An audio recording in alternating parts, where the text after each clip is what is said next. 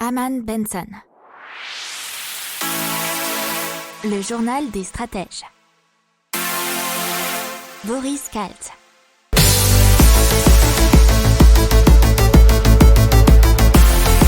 Vous allez écouter l'intégrale tech du journal des stratèges, de la semaine du 8 au 12 février 2021.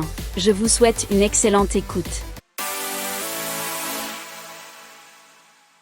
Allez, on continue dans les technologies et des scientifiques de l'université de Tokyo qui essaient de développer un outil pour prédire les démences grâce à l'aide d'une intelligence artificielle. C'est une étude qui a été parue dans la revue Aging. Et apparemment, l'algorithme parvenait à des résultats prédictifs considérablement meilleurs en analysant le visage plus qu'en étant informé de la variable âge. Et cela donne du crédit à l'hypothèse selon laquelle des informations cruciales seraient contenues dans nos expressions faciales pour détecter la démence.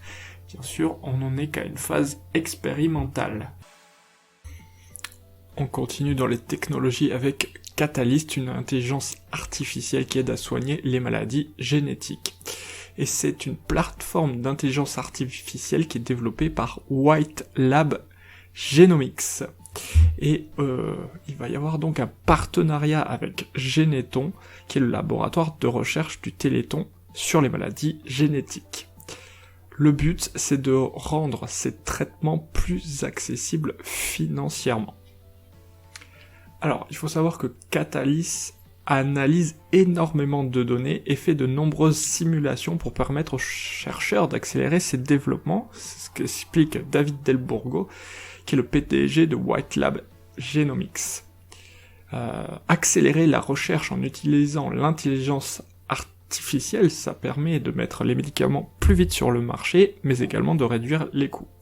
Alors, je cite, « Aujourd'hui, une thérapie génique prend 10 à 15 ans de développement avec des coûts prohibitifs de plusieurs milliards d'euros », ce qu'explique donc David Del Burgo.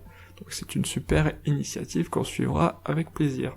Petit mot de Leaf qui lance un boîtier capable de transformer un téléphone portable en PC.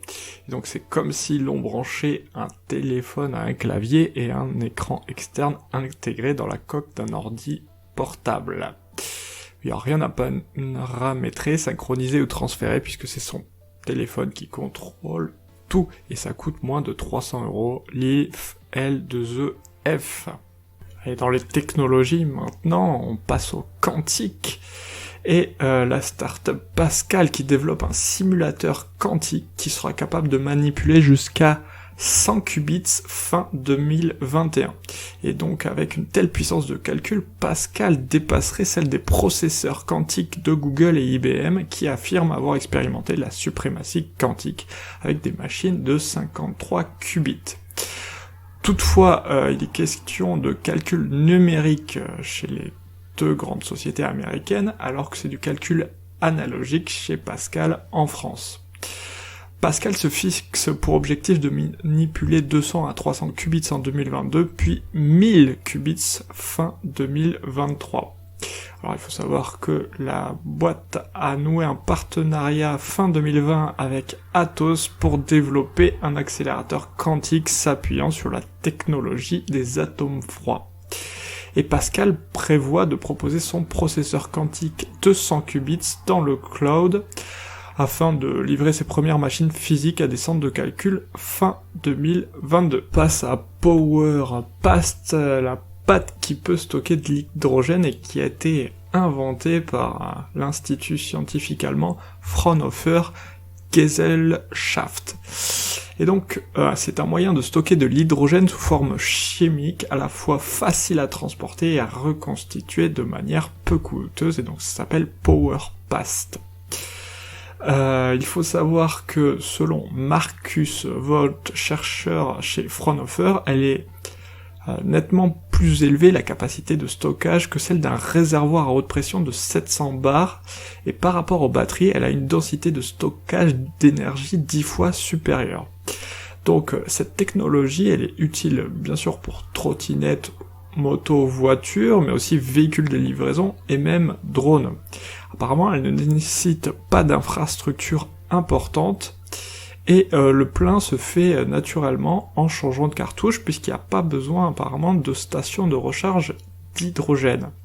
Alors il faut savoir qu'une usine de production dédiée au carburant est actuellement en construction et devrait être opérationnelle cette année, et elle fournira 4 tonnes de PowerPass par an. Allez, dans les technologies, on passe donc à la vitre, qui propose d'interagir avec un écran vertical XXL pour que les collègues soient filmés en direct de la tête aux pieds. Donc ça sera un écran de 1m65, 1m90 ou 2m18 de diagonale pour du coup donner l'illusion d'être face à un collègue. Le tout est équipé d'une caméra, d'un micro et d'un haut-parleur. Pour l'activer, il suffit de toquer directement sur l'écran comme si on frappait une porte, ce qui est assez drôle. L'écran est également tactile et peut permettre d'échanger et de partager des fichiers avec l'interlocuteur, et c'est possible de les lire directement sur l'écran. Alors, ils aimeraient bien pouvoir élargir le spectre du business, et donc que ça puisse fonctionner pour des entretiens d'embauche, de la télémédecine par exemple. Il faut savoir aussi qu'il y a un système embarqué de traduction automatique qui permet de traduire instantanément en à peu près 30 langues différentes. Et il est vendu pour l'instant 3690 € hors taxe.